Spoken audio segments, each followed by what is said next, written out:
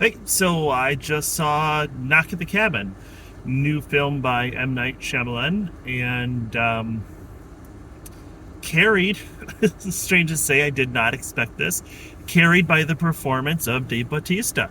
He is flat out amazing in this. It is a movie that I wasn't quite sure. I know Shyamalan definitely has way more downs than he has ups. There have been a couple of movies I thought, recently The Visit was really good.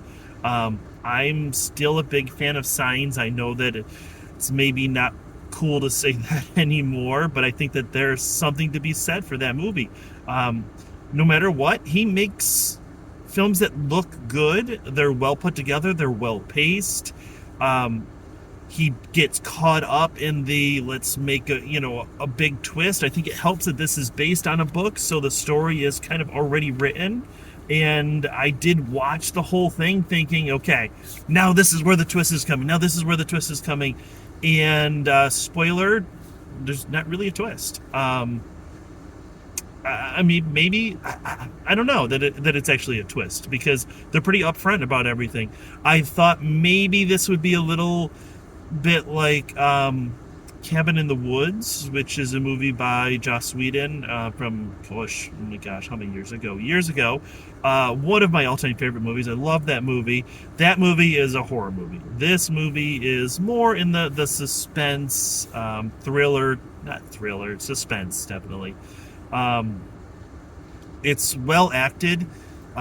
Really, you've got essentially seven people in the entire movie. You've got the four people who perpetrate the crime, the home invasion. If you look at it that way, you have Jonathan Groff and someone else whose name I just totally blanked on, and then their daughter. And I thought at some points it was a little too much on. Oh, you're targeting us because of homophobia, but it didn't do too much with that, and it's a strange statement to make. What I'm trying to say is that it was something that was definitely a concern by the characters who were the victims, but it wasn't. It didn't become really preachy about it, and it definitely made a fair point that this is something that would be an immediate concern. Uh, the movie is an hour and 39 minutes is I think what it clocks in at, and it's pretty tight. It doesn't have a lot of filler. It does just enough background work. One thing that I think it's really good is that it doesn't, even though it goes into the main characters, the victims in this, it doesn't go into the four home invaders. Oh, and Rupert Grint, right? If I had mentioned that. Rupert Grint is fantastic in this. I wish he had had a little more time, but as I said, this movie, it's pretty short, and it really doesn't waste any time. It gets in, it tells its story, it effectively builds characters, it looks good. One thing that I would say it's a little bit strange, it felt like maybe there were some reshoots or there were some changes because the texture, the tonal quality of some of the film changed at some points, and not in a way that they were making a point, it was a metaphor for anything. It was just like they had lost the light or natural light, or something had happened and there was some sort of grainy moments. Definitely a movie that I think can raise some questions, and it's almost apocalyptic and Christian but not quite.